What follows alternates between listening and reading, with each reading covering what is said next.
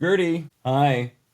Do you want to be here for the whole record, or you can't really mess with her? She's quite angry all the time. She's here, or she's not going to be here in the episode. She's cute. I'm a fan. Richard, I think it's fine if you're hanging around, but like you're right in front of the logo, dude. Yeah. Now I know what the cold open for this episode is. Hello, and welcome to Expected Own Goals Playoffs Edition. I am your host, Eric Morgan. And I'm Evan Davis. We have a very special guest with us today to walk us through some of the funky, interesting narratives of Decision Day over the weekend, but mainly to preview our quarterfinal matches, which are finally in place. Only took us until 7 p.m. Eastern time on Sunday, the day before, to lock all of that in. But if you have ever read this person's work at Defector or The Guardian or The Equalizer, you know what a rising star she is in women's soccer media. And we're very, very lucky to have her coming all the way from Montreal, Quebec. It's Abigail Segel. Abigail, hi. Hi, thanks for having me. It is such a pleasure. So before we dig into the task at hand, I want to hear from you what has stood out for you across these most recent 26 regular season games. This is a season where we saw parity return, kind of. It was a season where we saw arguably the most dominant regular season campaign of all time with the Kansas City Current, and there was a ton of other weirdness in between. So what were some of the big storylines that really jumped out to you in 2025? Yeah, so I think obviously with soccer and why it's so interesting is there are sort of two buckets that we can talk about things. So there's all the stuff that happened on the field, and then there's all the stuff that happened off of it. And when I'm thinking about those two things, I see two main narratives of like on the pitch, we have one especially dominant side, and then I think you can confidently say that Washington also sort of towers above the bulk of the rest. But then in the rest of the group, we have sort of parody, which is exciting, but I felt like often it was kind of a parody of mediocrity. And so I think, and so I think that's sort of an interesting element of sort of the thing that the NWSL prides itself on. And so it's kind of a challenge for in future seasons, like how are we going to keep that competitiveness without having it sometimes be lower quality than is ideal. And then I think off the field, we saw the league really grappling with how to sort of keep growing and keep expanding its fan base and like getting more money into the league while also sort of not abandoning like the fans and the values that have helped, been the foundation really of the league since the beginning. And so there are definitely been a lot of interesting tensions between those priorities, I'd say. You wrote in The Guardian extensively, arguably like broke some news about the incident in Kansas City during the Orlando game when the kickoff was delayed by nearly 4 hours due to extreme heat. And we discovered that it was largely due to Commissioner Jessica Berman not wanting to lose the broadcast window for that game because it was a nationally televised match. This is not the first time that Berman has stepped in it, and it certainly wasn't the first time this year that she has made what could be argued are pretty critical errors with regard to fan and player interests. What grade would you give Berman as a commissioner now that we know also that she just re-upped her contract, so she's going to be commissioner of the NWSL for a little while longer?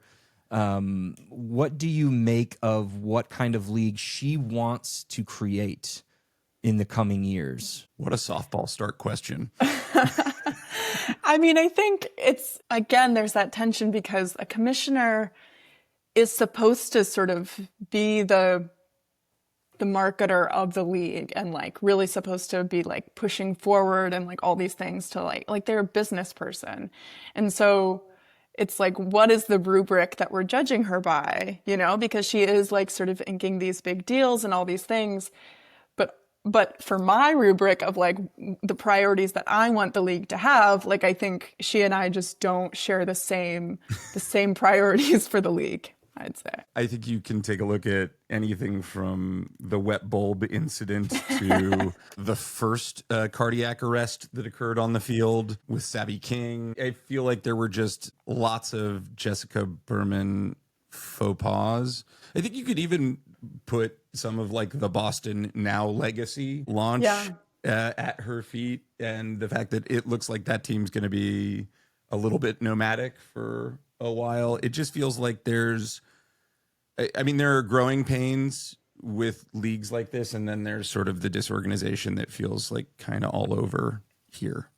Yeah, I mean, and I think in addition to those initial things, like initially how the heat delay happened, and initially how they responded to the Savvy King incident, like there are those events, and then there's also how she talked about them after. Yeah. And like, it wasn't good, you know, like threatening to sue the Kansas City Current and that, or like the owners. And then also, you know, when I reached out to the NWSL, they were like, yeah, like we changed it just to align like the public facing versus behind the scenes policies. It's like so unclear. And then like in regards to the Savvy King incident and like continuing to play the game, like I will never forget in that press conference, not that I was there, but when she said, you know, as we review the situation, I don't think it's constructive to like, you know, talk about who did what and when.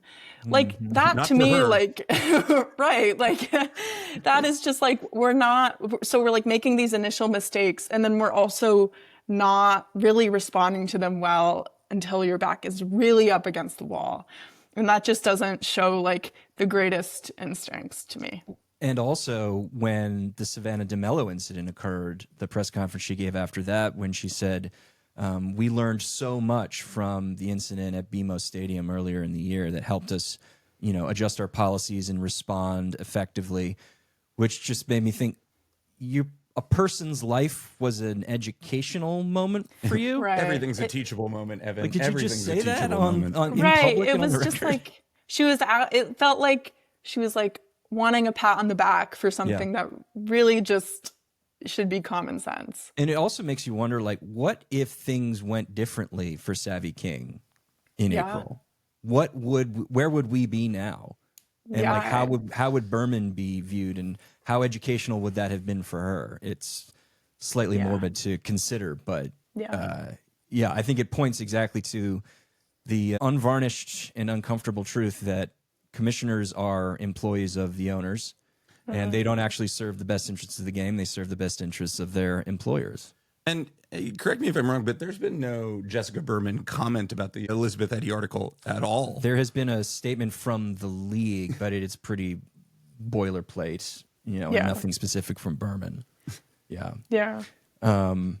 So that is the year that was.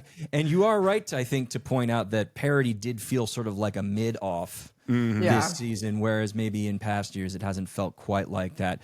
Kansas City ran away with it and set a bunch of regular season records, and from second through ninth, basically, it was often from week to week difficult to distinguish which team on talent was rising to the top. And even in results, we see a 5-point spread from third place to ninth place. Kind of extraordinary. And so that leads us to decision day, where strangely enough, I have an interruption. I think, She's the good. cat also had an interruption. that leads us to decision day, where despite all of that, where in the previous weeks we had seen teams swing from third place to seventh place and back again in the span of 14 days, there was actually sort of minimal drama when it came to the final table and the final playoff positions. Louisville and North Carolina were in competition for the final playoff spot. All Louisville had to do was win. North Carolina had to win, and then Louisville for another result to go against them. But otherwise, it was just sort of jockeying for position. The Shield and the top two had been decided. And somehow, I still feel like it was a bit of a shit show. Like, I didn't see a 3-2 North Carolina victory over Gotham, which pushes Gotham to 8th, happening necessarily. I did. I talked about it on the podcast You did. as easily the funniest outcome, and one that I thought was possible to happen, because Gotham have been playing despite their underlying numbers being really good, have been just sort of often pretty inconsistent, just week in, week out. I feel like, what was your interruption, by the way? I felt like you had one more point before we go on to decision day. Yeah, well, I also just wanted to say that with the Berman stuff, like worth noting that both the AFC and San Diego are still in like, well, I mean, San Diego's in legal turmoil. Bay is, had the whole investigation into the coach and like toxic environment. And so, all that stuff the league really likes to keep under wraps.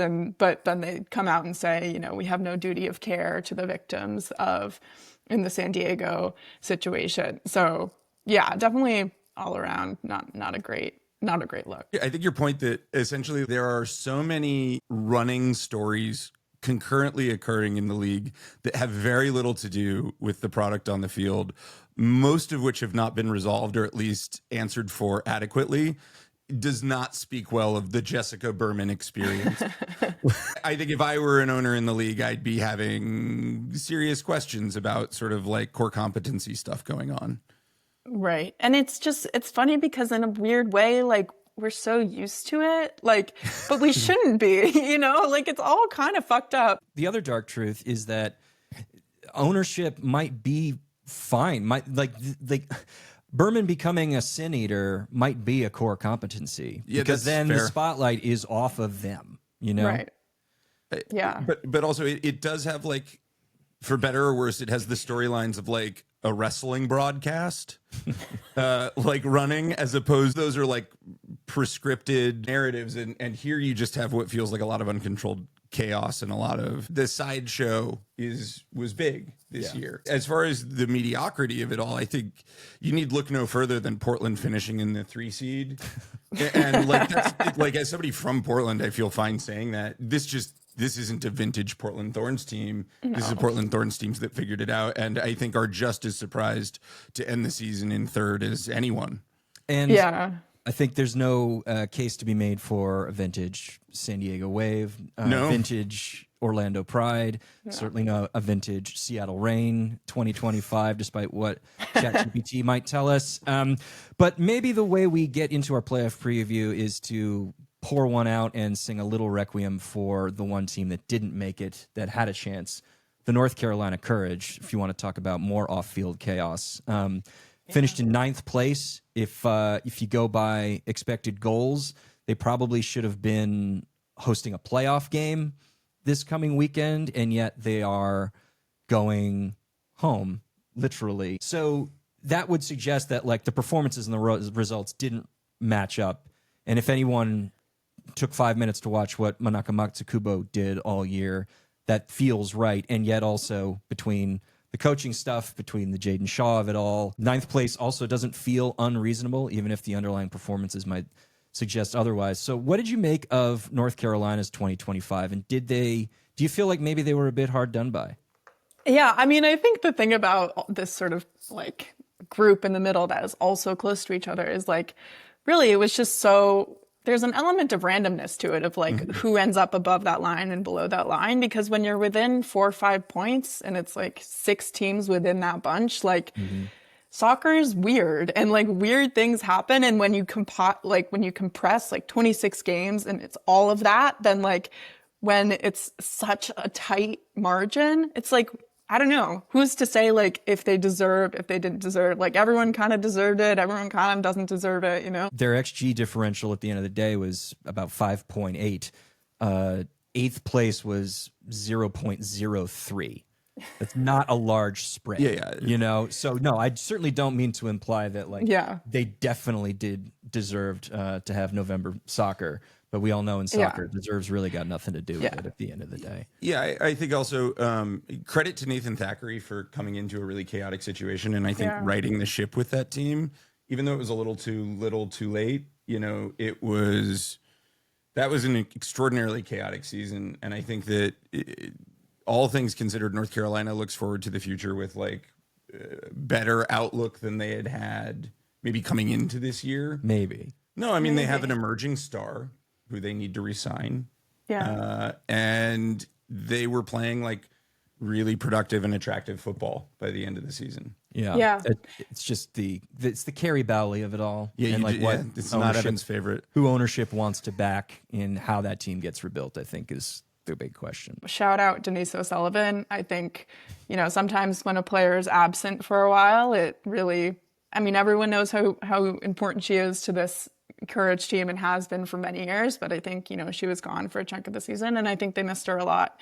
And so, yeah, I think they have a lot of key pieces, but hopefully it'll come together more and have a less turbulent coaching situation. So who didn't deserve to make the playoffs?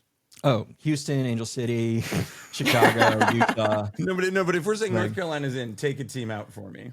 Oh, take a team out. Well, maybe I think that is a perfect segue to the first playoff preview. You're welcome. We are going to... That's what I was getting at. All right. Perfect segue for our first playoff preview. Orlando Pride, Seattle Reign at Inter&Co Stadium in Orlando on Friday night on Amazon Prime. Second year in a row that Orlando is playing the Friday Amazon playoff game at home. Boy, second year in a row they are playing the Amazon Friday night playoff game at home against the worst team in this bunch in terms of underlying metrics. Yeah. Seattle finishes 5th in the season. Somehow also managed to come back 1-1 draw in Orlando over the weekend. So they're going to be playing Orlando twice in the span of 6 days. We've been long on the record on this show, and very recently, thanks to the ChatGPT nonsense about what a bunch of frauds the Seattle Reign are, but don't tell them that. What have you made of Seattle, and what things point to them potentially pulling off an upset here? Seattle they're just silly because they have all these great players, but Harvey just hasn't really set them up for success. And so when success does come, it's like these sort of moments of individual excellence that sort of shine through. And it's like they need to be scored on to have the kick in the ass to like actually do something and make something happen. And so I don't know, I feel like in some ways, honestly, like Orlando has kind of been similar this season. So I don't know, of just like kind of sometimes being a little boring. I feel like this game is going to be like deja vu, but like in a bad way. Yeah.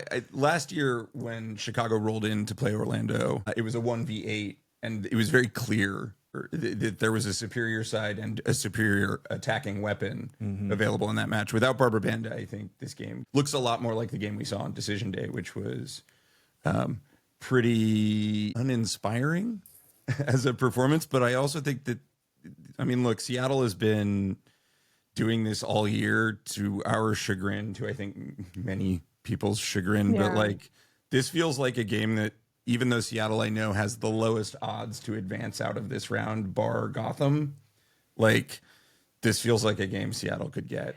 Yeah, and because at the end of the day, like, they have gotten all these points, and like whatever they're doing is working, and it so Don't it's use like that word. Evan will take offense to that word.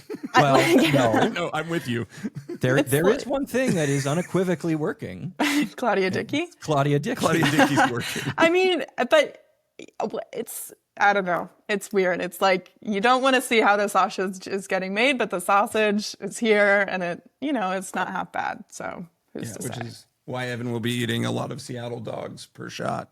I look forward to it. So who do you actually have in this game advancing? I think like it also just like the last game between these teams was, yesterday was just silly because like they both had such incentive to win. Yeah. And they didn't really look like they cared that much. And I know they cared, but like it wasn't until, the end when things got a little interesting. And so I'm just like, guys, like, who's going to tell them it's a playoff game? Like, you have to win to go through. Like, we gotta keep it moving, Yeah, 1-0 in Seattle. That was an Orlando victory. Then obviously the 1-1 draw in Orlando over the weekend. The XG split is about 2.5 to 1.8. So it's not as though Orlando dominated either of those performances at the end of the day. Orlando maybe has more of an injuries excuse with how their season has unfolded. Yeah. It's not just Banda, obviously. Like Julie Doyle, Summer Yates, like a lot of players have missed time. Morgan Gautrat, central midfield depth, left the team in the summer.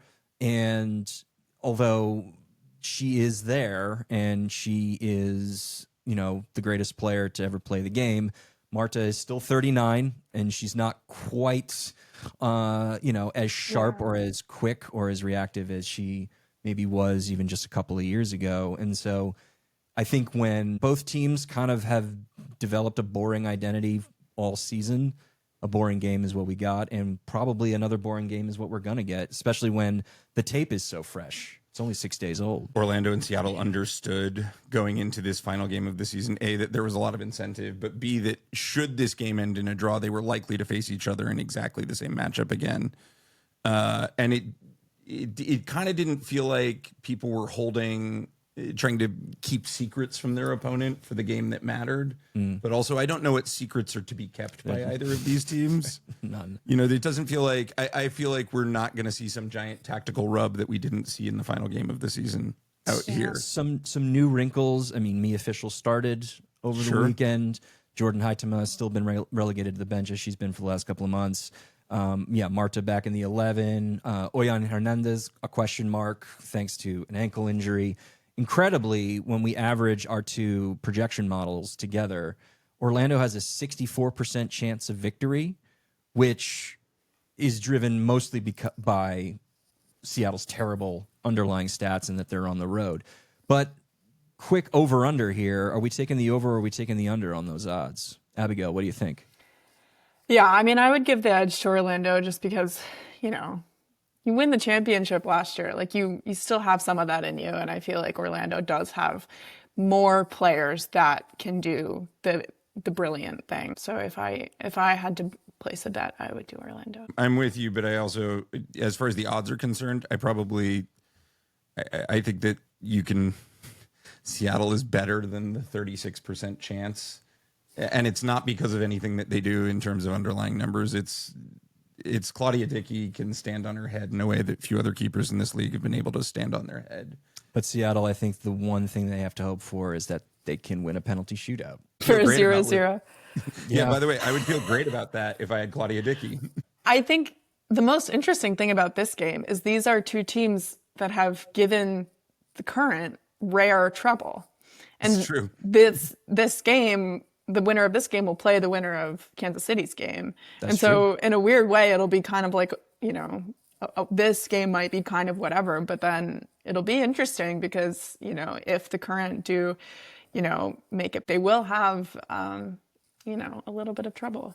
I mean, this side of the bracket has 3 of the last 4 finalists on it, and then also the best team in the league. And I feel like this bracket went quite poorly for Kansas City, despite them being Shield winners for a bunch of reasons. Maybe it'll go poorly for Kansas City. I think there are a couple of wrinkles in their future that we can address when we get there. But first, let's talk about Saturday's game. Washington at home hosting Racing Louisville. Racing Louisville is not only not 9th, they are in 7th, which really speaks to the mid-off that we were talking about earlier. An emphatic, very nervy 1-0 victory over Bay FC at home on decision day, which got them through, going up against the Washington Spirit, who all season have not looked and not have been able to look like the Washington Spirit we expected just because of so much injury time spread across the attacking band.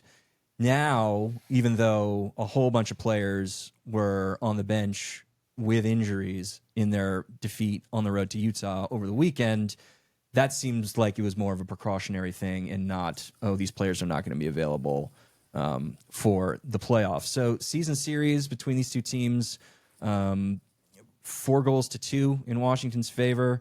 The XG was incredibly tight, 1.7 to 1.4, which suggests Louisville really gave them a run for their money. And it was a 2-2 draw in their most recent contest in August, but Louisville was only able to score through a penalty and an own goal.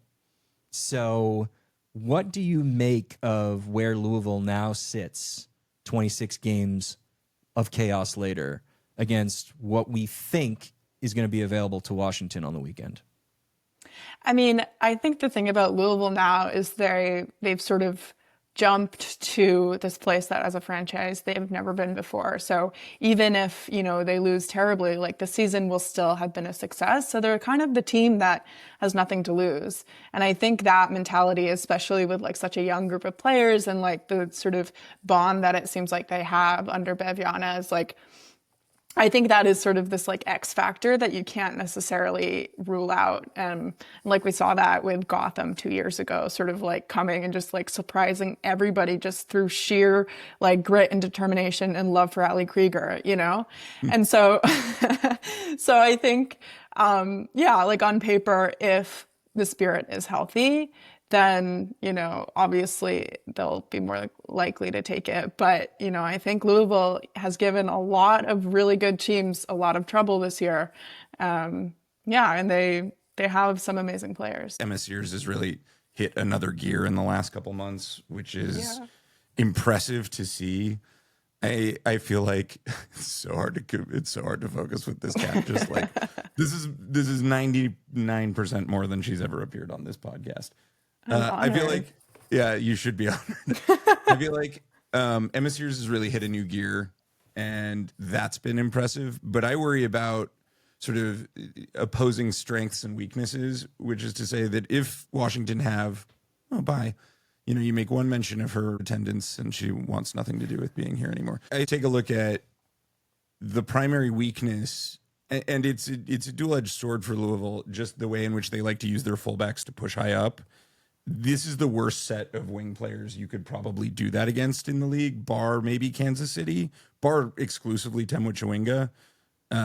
And I worry about Louisville finding themselves caught out. I think they're going to have to play like a really controlled and contained game, particularly if the Spirit attack is healthy and able to field any number of their superlative attackers. That is kind of the funny thing. I mean, when you go down the list, it's just absurd. When Sofia Cantore is probably your fifth best option. It's crazy.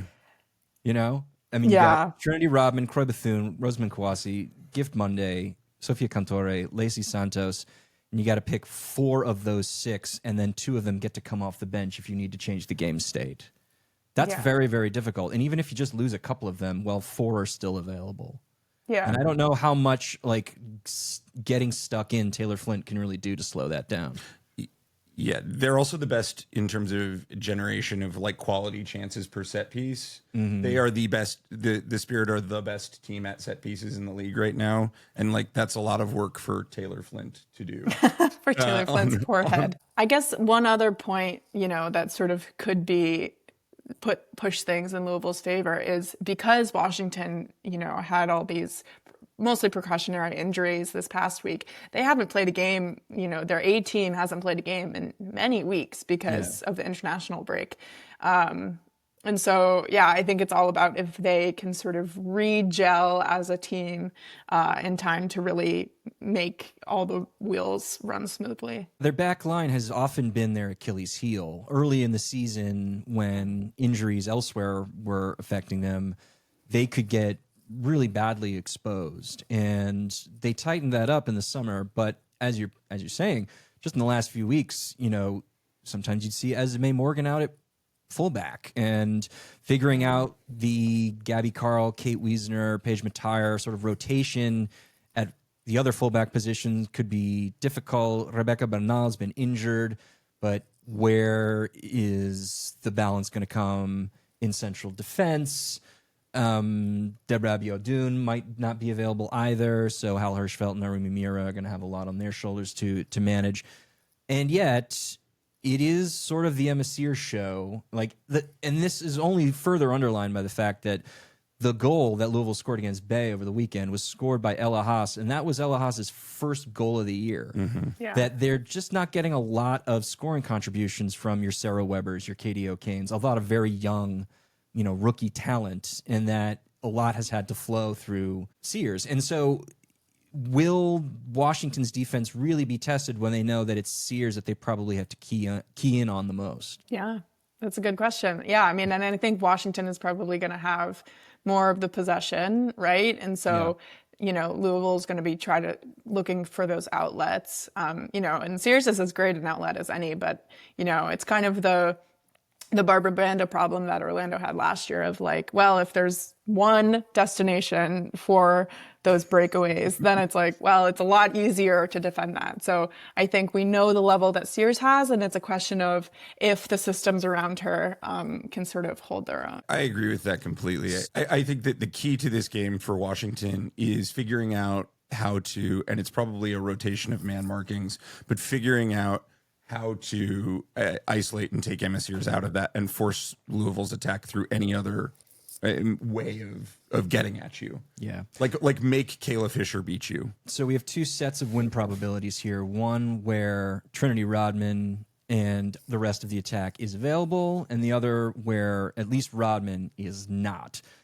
Super over, mid under, super under. Where are we falling? Where do we feel Washington's chances actually sit, Abigail? I mean, I think it all depends on what that injury report is. Yeah. You know? Yeah, I agree. Look, if they have weapons to draw at, they're a very likely team to go through. I think. Yeah.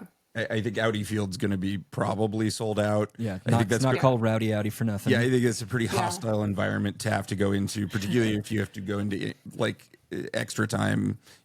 Aubrey Kingsbury's a good penalty stopper. So is Jordan Bloomer. God, that would be a lights out. That would be a lights out penalty shootout. And if we want to go on the sort of narrative mental toughness route, Washington at home, both in the quarterfinal and the semifinal last year, found late winners / equalizers. Is true. So I would be concerned if I were Louisville. It's also, as we know, Louisville's Achilles heel is letting in late goals. Like even last night, I was like, as kind of a neutral. I mean, I'm happy for Louisville that they made it through, but I was like, oh my God, like they are going to, they're letting Day have at them for these last like few minutes. And like, why can't they just hold it together?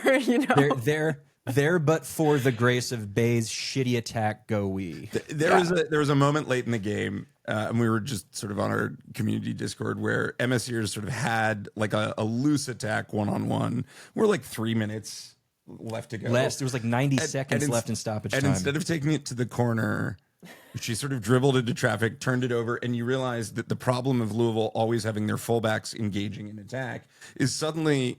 And with the season on the line, they found themselves in like an odd man rush. And it didn't materialize into anything. But only because Bay's so chance. bad. Louisville is the most hold on to your butts team left in the playoffs, I think. I'll say this. Yeah. I will be only mildly surprised if Louisville gets through. Yeah. But I would not ever place any money on them to do that. Yeah. Teams that you would assume you could place good money on is our next game, Sunday's afternoon fixture, Kansas City Current against 8th seed Gotham FC. A wild thing to say, considering Gotham won a championship 2 years ago and was a clear, far and away top 4 talent in 2024. Yet here they are, 3rd on the XG differential table. But again, there's very little spread between them and teams that didn't make the playoffs. And because of results and because of an injury-driven, a rain-driven, and a one team really wanted this more driven decision day results, they end up at the bottom, forced to face a team that did not lose in their own house all year long. They just played each other a couple of weeks ago, and it was a very comfortable 2-0 victory to Kansas City, a game where Tenwa Chewinga didn't even start. So... what do we think? I mean, this is another game kind of like Washington's where like Tenwa Chewinga and Bia Zanarato's injury status can be a pretty decisive driver in whether or not Gotham manages to get a foothold. But I do also want to note that, again, CPKC is a fortress, and Kansas City made pretty comfortable work of their opposition, San Diego, over the weekend without Tenwa Chewinga and without Bia for a good chunk of that game. So, Abigail, what do you make of Gotham in 2025, and how do they figure out a way through here? I think if the Current have been consistent this year, Gotham has been whatever the opposite of consistent is, Inconsistent, I think is the word you're looking for. Right. Yeah. I think Gotham at their best, like with all their best players in, with Astaire healthy, like with Shaw and Lavelle working, on all cylinders, like I think they could put up a fight. But it's just like at this point, the amount of times that that's like really happened, it's just like the odds are not in their favor, And I think there's a vision there for the system, for a system that's really dynamic and really like has a lot of players like doing different attacking things. But I just think it's just been rocky. And like, I don't know, like it would really have to be both Gotham's day and also not Kansas City's day. And like, there is a world where that happens, but that Venn diagram, the middle is small, This is the worst possible seeding Kansas City could have. You win the league and you'd hope to get a team a little bit softer than Gotham. Yeah. A team that is like clearly better than where their seeding is, but also a team that Kansas City is clearly better than. Yeah. So if I'm a Kansas City Current supporter, I'm really bummed that we're playing Gotham. I should still be pretty confident that we'll get past them. You've said it exactly right, which is it needs to be both Gotham's day and also not Kansas City's day. And like not Kansas City's day in like several ways, probably. Yeah. Like you need like limited Chewinga, limited Bia to no Bia. And then you need a really bad showing from Michelle Cooper and the midfield to make some passing errors that they've not made, and the defense to have a wobble that they've really not had all season. Yeah, Lorena is arguably the best shot stopper in the league at the moment. Whatever center back pairing Vlatko and Anofsky goes with always seems to work out. They are the ultimate bend, but they're not really bending, but never break defensive structure. And then you get to have Debinha and Michelle Cooper, we know for sure, in the starting 11, and they are no slouches. No.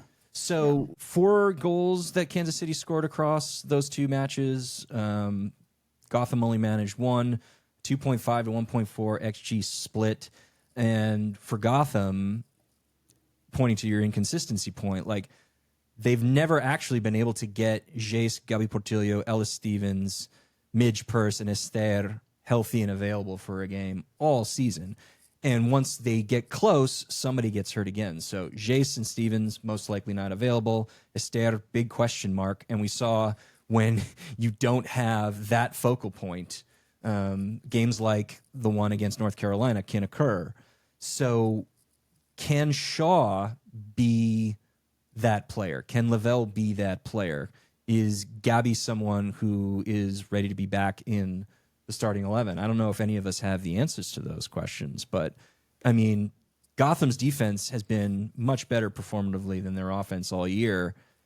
Is there a way, Jalen Howell, that you see for them to slow even a blunted Kansas City attack down when they're on the road? I mean, I don't think this is exactly answering your question, but in a roundabout way, I think probably Gotham has to score first and really put the current... That is answering my question, actually, Yeah, there you go. I should give myself more credit. Yeah. I think Gotham has to score first, and I think that is possible because of these remarkable players that Gotham does have, and like they just again haven't been as consistent. So it's really a roll of the dice. But I think if they do that, then they force the Current to come out of their shape a bit instead of just letting the Current steamroll all over them and then just sit tight, which is they're really good at doing. Yeah, and I know that the Current had barely played from behind this season. What was the number, like 156 minutes? 156 total minutes the Current have played from a losing position this year. It's unbelievable. But also, they played from a losing position. If you're looking for a tune-up, Dudinha scores in the 8th minute, and they played from a losing position with a beleaguered lineup and just sort of hacked away. And we're both the better team on paper and at the end of the day. Against San Diego, who are not a bad cipher for playing Gotham. I think the best thing that Gotham have going for them is, and this has always been true of the Juan Carlos Amaro system, is Gotham, they're really good at winning the ball in the attacking third, and that allows you very quickly to get shots off. That's the thing they've not been very good at once they've won the ball, but all you need is one. All you need is one. Yeah. I mean, and I want to go back to the current having come from behind yesterday, because oddly enough, this season they've basically done everything, but that's something they hadn't done before. I think that was the first result they got from coming from behind. And so actually in a weird way that I think has sort of almost like filled in the gaps for them of this experience that, is really good to have heading into the playoffs. So I don't know. Sorry, Gotham. Yeah, no, but you're right. I mean, Didina scores early, and Kansas City played in basically the entire first half pretty poorly. Yeah. And as you mentioned, they have not had to do that. And Vlatko Andonovski mentioned to the press that was the final audition for the playoffs. So not a bad way to go through how you will handle adversity when you don't have a couple of your best players available to you. On the bingo card of ways in which Kansas City had to win this season, they got another square filled in yesterday. So wait, Abigail, do you think Vlatko is your manager of the year? Is he is that coach of the year for the league? I don't know. I mean, I think probably him and Bavianas, I would say, in the running. But I mean, what he's done with Kansas City is just amazing. Like, you can't, I don't know. You'd be hard pressed to really make an argument against it, I think. Sometimes the head coach of a really good team one year and then a world-beating team the next year really is the coach of the year. It's crazy. With all love and respect to Bev Yanez or Jonas Scheideval, or if you're a real sicko, but the numbers kind of back it up, Rob Gale. Oh, God. Yeah. I think it's got to be Andonovski. I mean, they finished 20 points ahead of what the preseason projections suggested they would. And those projections were taking Chewinga into account. And they still managed to blow past it and become the all-time points per game leader. With Chewinga and with Esther in each respective starting 11, let's go with the 75-25 to give Gotham a bit of a leg up. Where do we see the real chances for Kansas City to win lying here? Well, I think it's funny that you said real, because I think part of it depends on who Juan Carlos Amorós decides to play, because he, in the last game, he didn't start Portillo and Lily Real and Bruninha, and then when they came on, they looked like such a different team. Yep. So, again, it's just obviously part of it is based on injuries and whatever, but I don't know. I think Gotham do have the pieces, but I don't know. Depends if they're played. 25% for me kind of feels a little generous. To Gotham? Yeah. No, for me in a knockout football, this is even without the stars, 75-25 is really weighted for any soccer game. Yeah. Sure. For any one-off soccer game. And, there are intangibles that members of this Gotham team do have. Yeah. I think that we often, particularly those of us who love a spreadsheet, underestimate the value of, having won titles. And I do think that there is something to Juan Carlos Amorós having won titles. Is it enough for me to give him better than 25% odds? It is not. But it's I think that line, I don't think it's unfairly shading it. I think 75-25 feels just about right for me. Yeah. I mean, Vlatko Andonovski has also won titles. Yeah, I was going to say. I think I'll stick my neck out here and give Gotham a little bit more, just because chaos. Yeah, exactly. That's right. I mean, this league loves chaos. But let's go to the game that promises the most chaos, I think. Number 3, Portland, hosting number 6, San Diego. 2 games, finished 2 goals to each side. Both of them draws at the end of the day. Portland, a significant XG gap, 3.1 to San Diego's 1.8. But the performances, or the results rather, were a little bit tighter than that. Portland is insane. It's a totally bizarre team.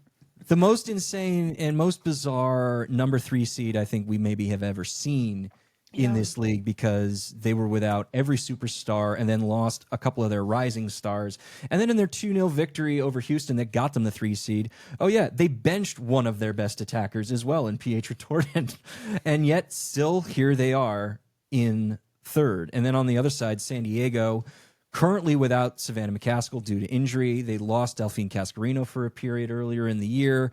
Adriana Leon is now on the bench in favor of Kimi Ascanio and young Eric called it Dudinha, absolutely tearing people apart and got the goal against Kansas City over the weekend. Completely overhauled their identity. They are now the North Carolina Courage of the league, the high possession, build out, let's find the rotations, and slowly cut you to death by 1,000 paper cuts club, which apparently the league can only have one of every single year. But they also didn't dazzle, really, at the end of the day, and came back to earth after probably overperforming in the first half of the year. And so there is not much separating these teams, and I'll just spoil the win probabilities right now. 55% to Portland, 45% to San Diego, and the entire reason I think Portland's got that edge is a slight superiority on underlying peripherals, but mostly because they're playing at home. This game could go any number of ways. What have you made of these two clubs up to now, Abigail? I mean, talk about chaos. San Diego, like we saw them really overperform, and then they pretty much just fell down a black hole. And now with some new players showing up, especially Dudinha, like all of a sudden they're looking maybe scary again, question mark. And then Portland, it's like, you kind of never know what you're going to get. Like they have solid players, but like, it's just weird. I don't know. This one is, I don't know. I feel like a close to a 50-50 split probably feels pretty right. I do think it's, San Diego's probably the underdog just because they're, a newer team, less of a legacy of success. But we've also seen, 2 years ago, I think Gotham, went to Portland and won, right, during the playoffs, if I remember correctly. And so, hellacious rainstorm, but yeah, they sure did. Yeah, so Portland can break too, even at home. So yeah, this one is, me throwing my hands up into the air saying I have no clue. Maybe we just own these own goals here. Like, I think Evan had San Diego finishing 13th in his preseason projections. No, that's not to laugh. I had them 11th. It's just, I probably would have put them similarly. Yeah, exactly. And then we had to fully re-record a podcast with a Portland preview because Sophia Wilson, Morgan Weaver, both of their absences came up between when we'd recorded and when we were going to release. Initially, we had picked Portland to finish 5th when they had their full arsenal. Then we both, I think, picked them to finish like 11th. 11th or 12th. And they beat all of those odds to finish 3rd. So I do think as much as we all sort of like shake our heads and wonder how this happened, Rob Gale does deserve some credit in the same way that things have worked for Laura Harvey. They have worked for Rob Gale. Yeah. That said, I feel like in this game, you have some pretty great individual players. And Moultrie, another player who in the last couple of months seems to have taken another evolutionary step forward. You get a free kick outside the box now, and Olivia Moultrie's probably the best player in the league to take that free kick. Lacey Santos. Well, yeah, also Lacey Santos. You're right. I'm not giving it to Moultrie quite yet. Fine. One of the two best players to take a free kick from outside the box. And on such things are playoff games decided. I think Portland at home with a large crowd on a neutral venue, I think maybe I'd even give the edge to San Diego. I think in Portland, I probably favor Portland ever so slightly. So 55-45 feels like bang on for me. Evan, where are you? Well, I just emailed you guys the rolling XG differential for Portland. That's going to be so upsetting, I'm sure. Just to illustrate how insane their year has evolved. Opens up an image. Oh my God, it's crazy. And when you think about it, M.A. Vignola is probably not going to be available. The fullback piece that you just brought in and gave up Hinasugi for to stabilize some measure of your backline defensive quality, she's not going to be there. And the dominoes can very easily fall when Isabella Obeys, Caitlin Torpey, Reina Reyes, and Sam Hyatt are your back four. And if Mackenzie Arnold needs to deal with any kind of a rebound or controlling her area, things could get really weird really fast. So that part, I think, certainly gives me pause. If you're talking about a team that's going to grind out defensive results to win a title in these playoffs, you're not talking about the Portland Thorns. Certainly not. And yeah, that's a good point about Sugita is like a lot of, the season they played with her and she's obviously incredible and such an important fulcrum for this team. And now they don't have her.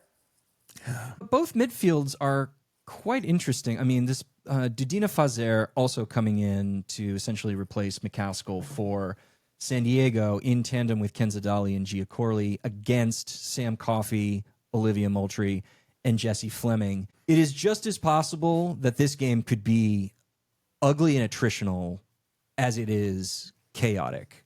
Sure. From my point of view. Does that feel right, knowing like what these midfields are often looking to try and do, namely establish a foothold and like territorial control in areas that aren't really that close to either goal? I don't know. I guess I would be surprised. I feel like just because it obviously depends on the matchup. And I think that obviously when you have one team that, like when there is unevenness in the qualities of the teams, like one of the teams will adjust and sort of either like come out stronger or sit back. But I think both of these teams are sort of equally sort of dynamic and chaotic and like, I don't know. I feel like I don't see either of them like really like hunkering down. Like I think they probably both know that that's not really where their strengths are.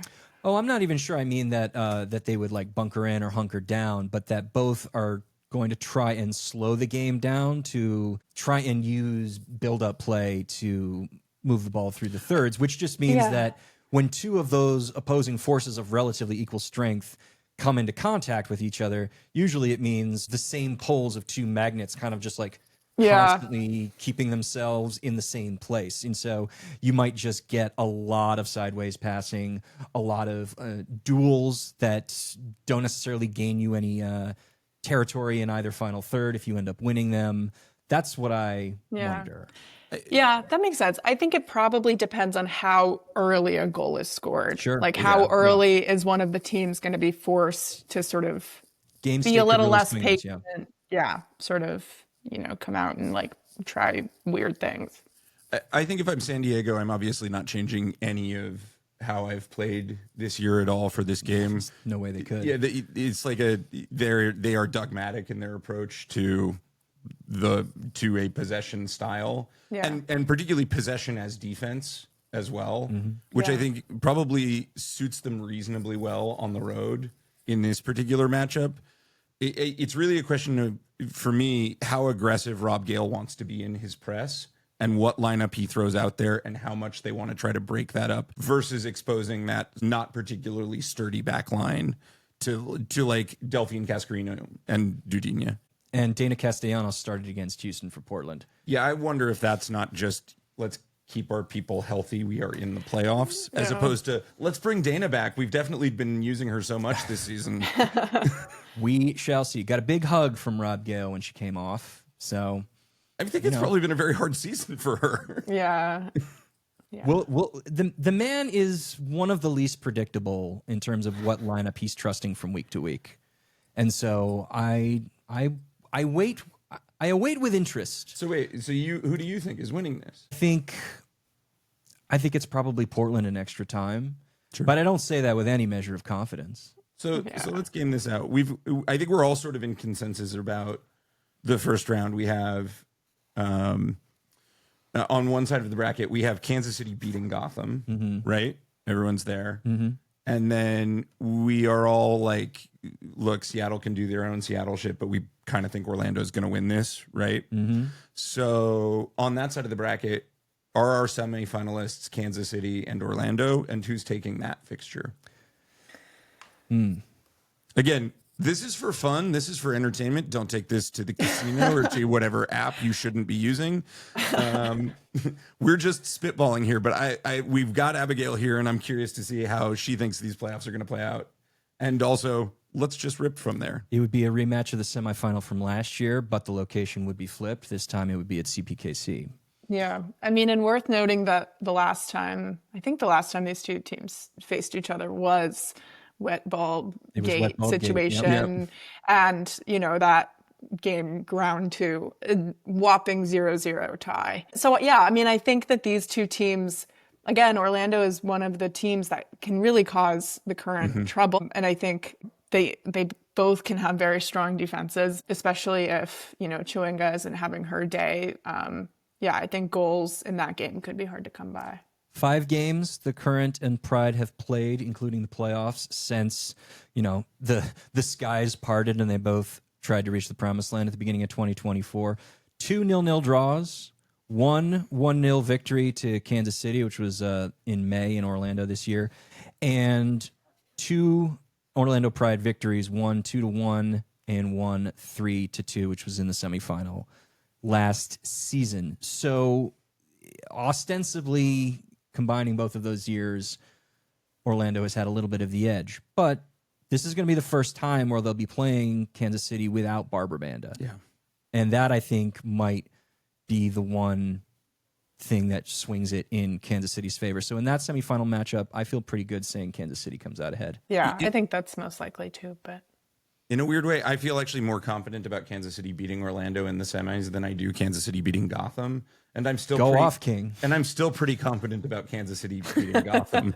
Like that's sort of where I'm at with Kansas City. Like I feel like if they get through this trap game, Orlando is a team that at this point they are better than. So I like them to use their home field advantage and get all the way to San Jose. So the other side of the bracket, Washington defeating Louisville.